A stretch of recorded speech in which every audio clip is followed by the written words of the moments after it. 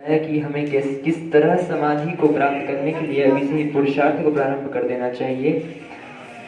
यहाँ पर हम तीसरे व्यक्तित्व को बुलाते हैं जो बहुत ही सरल और सहजता में अपना जीवन व्यतीत कर रहे हैं, जिन्हें न ही किसी से कुछ लेना है और न ही किसी को कुछ देना है। ऐसे बाल ब्रह्मचारी अंकुश भैया जी को मैं यहाँ आमंत्रित करता हूँ कि वे यहाँ आए और अपने तत्व से हम सबको उद्बोधित करें।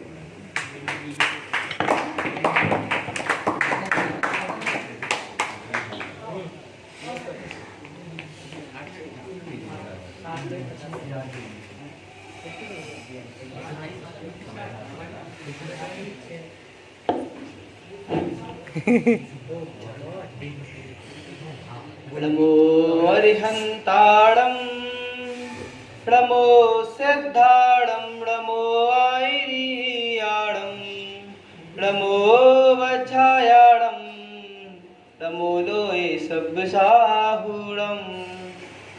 पंच परमेष्टि भगवान की श्री 1008 नेमिनाथ भगवान की परम पूज्य आचार्य भगवान कुंद कुंद देव की परम पूज्य आचार्य भगवान मम श्रद्धे श्री विशुद्ध सागर जी महाराज की ढाई दीप में विराजमान 3 गम 9 कुटी महामुनि राजों की भवबंधु। वर्तमान संगीत सत्संग काल में हम सभी विराजते हैं, उनकी पावन पीयूष देशना का श्रवण हम सभी कर रहे हैं। आज का विषय है त्याग। संयतों के योग्य ज्ञानादि द्रव्यों का दान देना ही त्याग धर्म है।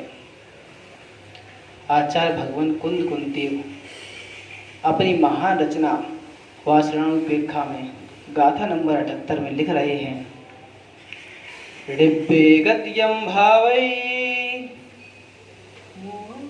मोहं चैव शब्दावेषु ज्योतस् हवे चागो इति भणिदं जिण्वन्देहिम्। अर्थात आचार्य भगवान बड़े ही सहज भाषा में कह रहे हैं कि जीव संपूर्ण द्रव्यों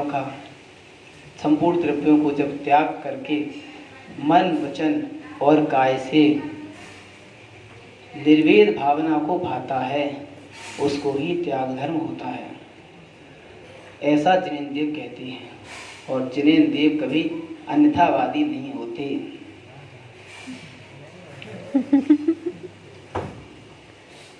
कल आचार्य श्री ने प्रवचन में एक बात कही थी, जैसे मछली पानी के बाहर तड़पती हुई दिखाई देती है और जैसे ही वो जल में प्रवेश करती है तो पुनः जल के बाहर आने का नहीं सोचती, उसी प्रकार ये जीव जब तप के स्वरूप को समझ लेता है तो स्वतः ही त्याग को प्राप्त कर लेता है।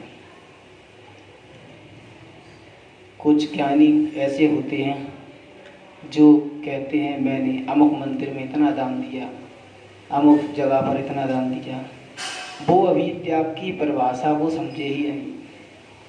त्याग उस मल के समान है जो सुबह प्रातः बेला में हम विसर्जित कर कर आते हैं और वापस आने के बाद उस मल के बारे में चिंतन करना भी हमको रुचिकर नहीं लगता,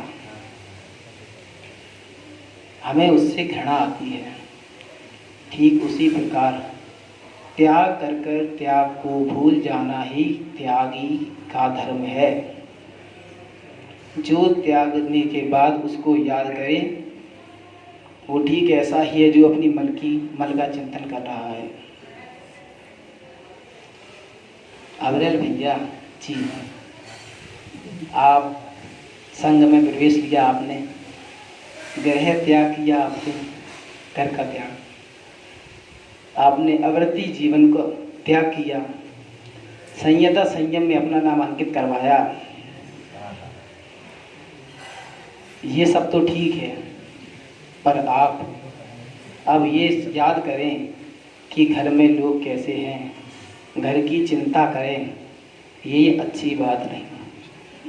अब आपको ये सोचना चाहिए कि मुझे मुक्ति वधू की याद करनी चाहिए।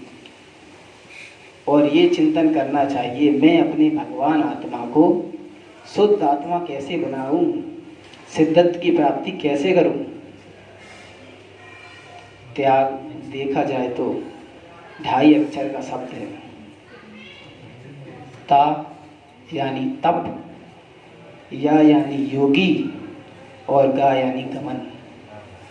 जब योगी तप में लीन होकर इतना लीन हो जाता है, इतना लीन हो जाता है कि उसके सारे कर्म जल जाते हैं और वह सिद्धत की ओर गमन करता है। अब हमको भी ठीक उसी तरह अपने योगीश्वर, अपने आराध्य योगीश्वर की समान तप में लीन होना होगा, संयम धारण करना होगा, मुनि व्रत धारण करना होगा, और तभी हम अपने सारे कर्मों का नष्ट कर पाएंगे और हमें सिद्धत की प्राप्ति होगी। अन्यथा हमारा जीवन यूं ही चलता रहेगा, जन्म मरण होता रहेगा। हमें अपने जन्म मरण पर अगर अंकुश लगाना है तो हमें संयम धारण करना पड़ेगा, त्याग करना पड़ेगा। इसी के साथ महावीर भगवान की